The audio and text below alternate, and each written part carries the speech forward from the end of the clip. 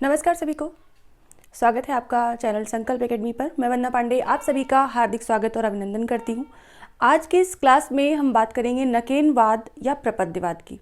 जैसे कि आप देख पा रहे हैं, नकेनवाद या प्रपत्तिवाद। तो नकेनवाद इसका नाम क्यों पड़ा है, सबसे पहले तो ये प्रश्न बनता है। इसके लिए आपको विकल्प भी मिलते हैं आपके क्वेश्चंस में।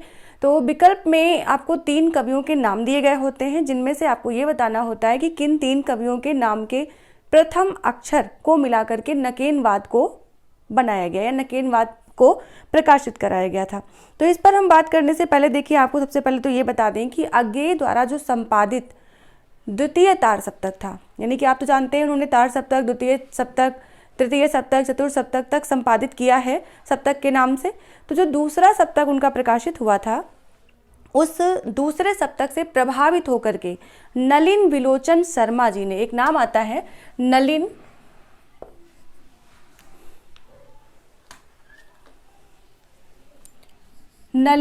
विलोचन शर्मा जी,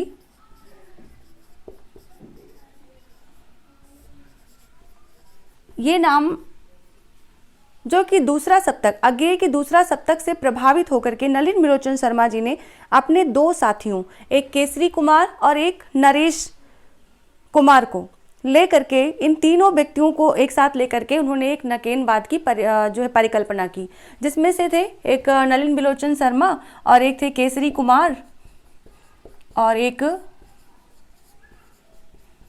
नरेश कुमार।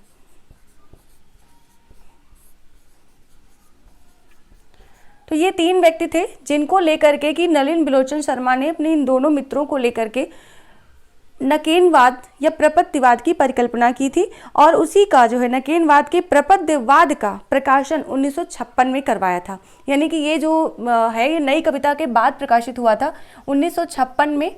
तो ये इसका प्रकाशन वर्ष आपसे पूछा जा सकता है कि नकेनवाद का समय क्या है, नकेनवाद कब जो है प्रकाशित हुआ या कब प्रपत्तिवाद कब प्रकाशित हुआ। तो इन प्रश्नों के उत्तर पाने के लिए, और दूसरी चीज़ आपको यहाँ पर जो कि आपको याद रखनी होती है, यानी ये जो नकेन यहाँ पर लिखा हुआ है, नकेन, इस न में क्या है, ये यहाँ का एक अक्षर न लिया गया और यहाँ से एक अक्षर के और यहाँ से एक अक्षर न, यानी नलिन विलोचन शर्मा का न, केसरी कुमार का के, नरेश कुमार का न, इनको लेकर के यहाँ पर एक शब्द बनाया गया जो था नकेन, और इसी को वाद का नाम दे दिया गया। यानी कि जो ये इन्होंने पत्रिका प्रकाशित करवाई नकेनवाद के नाम से, उसको प्रपत्तिवाद भी कहा जाता है। और नकेनवाद के नाम से प्रकाशित होने वाली पत्रिका में इन तीनों कवियों के नाम के प्रथम अक्षर को समाहित किया गया और उसके आधार पर उसे नकेनवाद का नाम दिया गया। प्रपत्तिवाद एक प्रकार का रूपवाद या कलावाद है। रूपवाद कह सकते हैं इसको, कलावाद भी कह सकते हैं, प्रपत्तिवाद भी कह सकते हैं, या नकेनवाद भी कह सकते हैं। ये इंपॉर्टेंट प्रश्न जो कि नकेनवाद से आपके बनते हैं।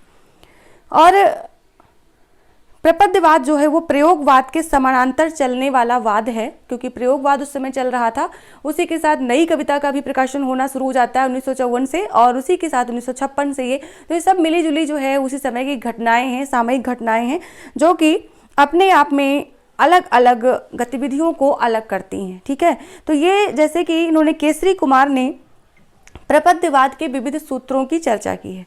सूत्रों की क्या चर्चा की है कि एक तो ये कहा इन्होंने कि इसमें से प्रपत्तिवाद जो है वो भाव और व्यंजना का स्थापत्य है। उन्होंने कहा, केसरी कुमार जी ने, कि प्रपत्तिवाद क्या है, यानी कि जब उन्होंने प्रकाशित कराया तो उस पर लोगों के टिप्पणियां आना शुरू हुई, आलोचनाएं होना शुरू हुई, तो उन्होंने स्पष्ट किया उसको कि प्रपत्तिवाद क्या चीज़ है। तो यानी कि प्रपत्तिवाद के लिए उन्होंने कहा कि भाव और व्यंजना का स्थापत्य है, इसमें भाव और व्यंजना ज़्यादातर समाहित हैं। और कहा कि शास्त्र के द्वारा निर्धारित नियम अनुपयुक्त हैं, कि प्रपत्तिवाद के लिए किसी भी तरह के शास्त्र के द्वारा जो निर्धारित नियम थे वो अनुपयुक्त हैं। तो ये चीज़ें इनके कुछ सूत्रों के रूप में हमारे सामने आती है, जिनके ऊपर की आपसे प्रश्न पूछे जा सकते हैं कि केसरी कुमार के द्वारा दिए गए इन सूत्रों में से कौन सा सूत्र उनका नहीं है। तो यहाँ से ये प्रश्न बनते हैं, इसलिए मैंने यहाँ पर इस बात को उठाया है। और प्रपत्तिवाद प्रयोग को साधन ही नहीं साध्य मानता है।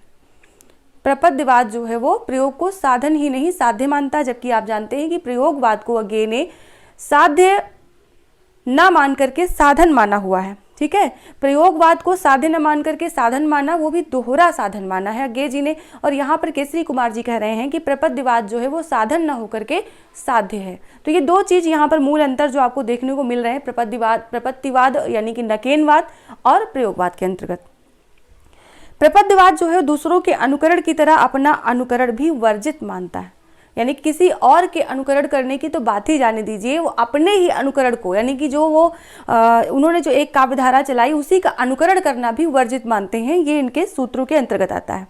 नकेनवादियों का ये प्रपद्यवाद जो है वो अज्ञेय के प्रयोगवाद की प्रतिस्पर्धा में खड़ा किया गया था। जैसे उनका सप्तक जब प्रकाशित हुआ तो बहुत ज़्यादा प्रसिद्धि हुई, उसकी ख्याति हुई, उपलब्धि हुई, तो उसके विरोध में या उससे ज़्यादा अपनी प्रसिद्धि पाने के लिए इसका जो है वहाँ पर उसकी स्पर्धा में इसको खड़ा किया गया, जो कि एक आंदोलन था और कालांतर में अज्ञेय से भी आगे बढ़ गया।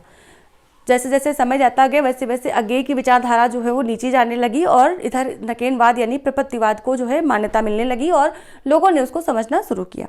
तो ये चीज़ें हैं। इसके अलावा अगर हम बात करें आपके नकेनवाद से संबंधित, तो जो भी प्रश्न यहाँ पर और आते हैं वो ज़्यादातर प्रश्न यही होते हैं कि किन 3 कवियों के नाम से मिला करके बना हुआ है, प्रकाशन वर्ष क्या है इसका, इन्हीं सब प्रश्नों को यहाँ पर लिया जाता है। और प्रयोगवाद का दावा था कि असली प्रयोगवाद नकेन ही है, प्रपद्यवाद का दावा था कि जो असली प्रयोगवाद है वो नकेन ही है, बाकी प्रयोगवाद जो सब तक प्रकाशित हो रहे हैं वो नहीं है। तो उम्मीद करती हूँ कि आप लोगों को नकेनवाद या प्रपद्यवाद से जुड़ी जानकारियाँ जो कि आपको चाहिए थी वो मिल गई होंगी। तो आज के लिए इतना ही, मिलते हैं फिर किसी टॉपिक के साथ, फिर नए दिन। तो ऐसे ही आप लोग मेरे चैनल के साथ बने रहें, अपने जो है शेयर करते रहें चैनल के लिंक को और अपने लाइक्स देते रहें, कमेंट्स देते रहें। जो भी आपका सुझाव हो उसको आप बेहिचक लिख सकते हैं। ठीक है, सभी को धन्यवाद और मिलते हैं नेक्स्ट क्लास में नेक्स्ट टॉपिक के साथ, नए टॉपिक के साथ। तब तक के लिए सभी को धन्यवाद।